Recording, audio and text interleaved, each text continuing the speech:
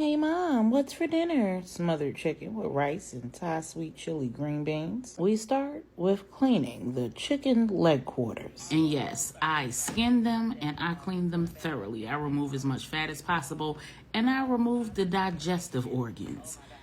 No need to leave the skin on unless you're frying chicken, and I only fry once or twice a year. And yes, I thoroughly clean my sink and my counters multiple times anytime I'm cleaning any kind of meat, especially poultry. And when you run out of lemons and limes, just go with your good old-fashioned vinegar, because that's what I do.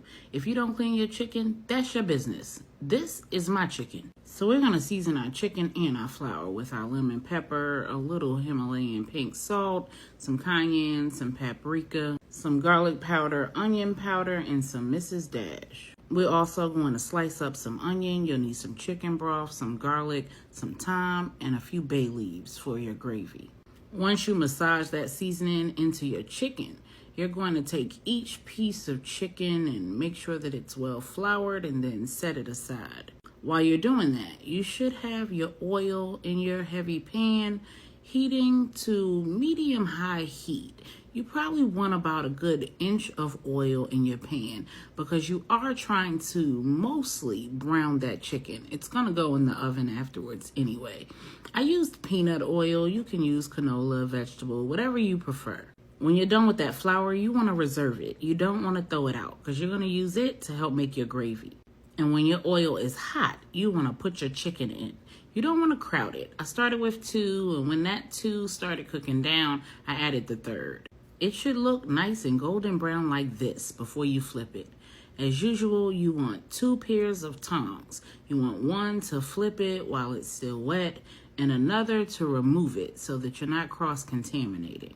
Continue browning your chicken in batches, removing pieces as they're browned and adding pieces as there is room. You can also go ahead and start your white rice. I had to make like twice as much tonight because I'm going to make hibachi in a couple days.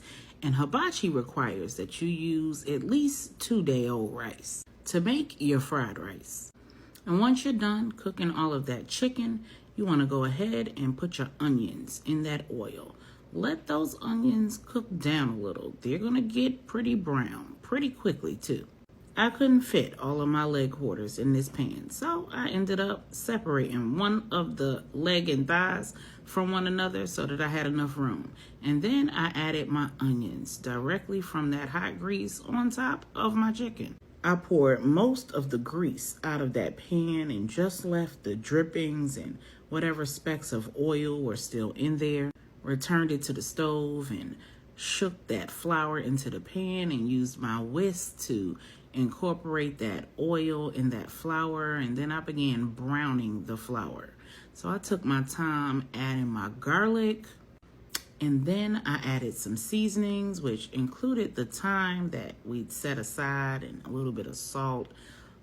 And then I added my chicken broth. It's reduced sodium, so that little bit of salt is definitely not going to hurt it. I also added a little bit more of the smoked paprika because that's what gives it some really good flavor. And then I added my better than bouillon.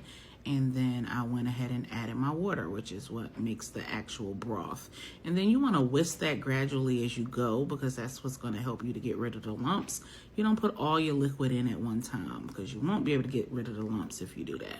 So you want to add it as you go. And then you want to keep adding the liquid until you have the right ratio if you are using the better than bouillon. And also until you get it to the desired thickness. And you also want to add your bay leaves because that's what's going to add that additional flavor. You'll need to take those bay leaves out when you're done though.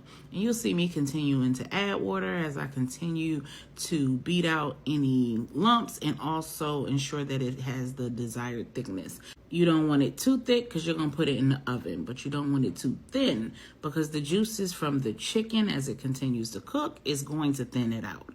You also want to reserve some of it to go on your rice. And then you're going to pour what's remaining on top of your chicken And you'll take a spoon and just make sure that all of your chicken is covered in the gravy, because you're not going to stir it, you're not going to flip it, you're not going to do any of that.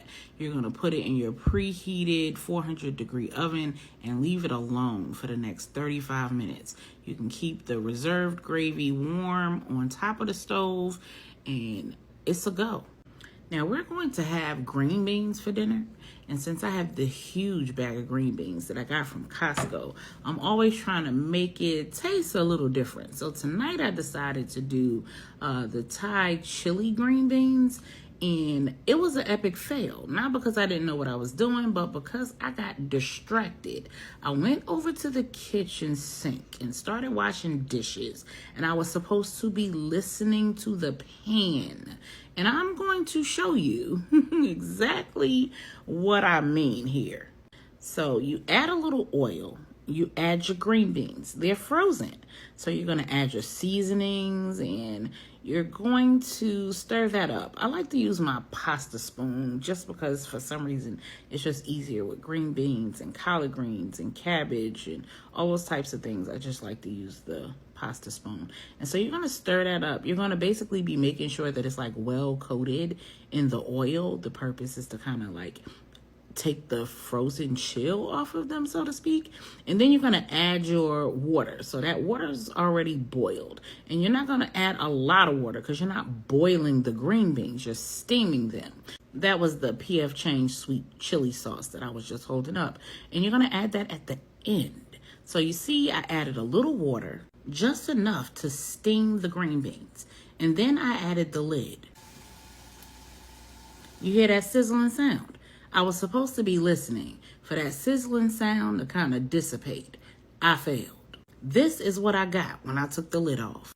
Burnt green beans. As much as I hate to waste food, I had to thank God that I had a bag of green beans in the freezer and I could just make some more. This is what they were supposed to look like. And this is me putting the last 2 tablespoons or so of that Thai sweet chili sauce to give it that nice flavor that I was looking for. But this just goes to show that even people who cook all the time burn stuff. And now for the plating. And if you watch carefully, you'll see some hands that were definitely not mine. Come and snatch that plate away.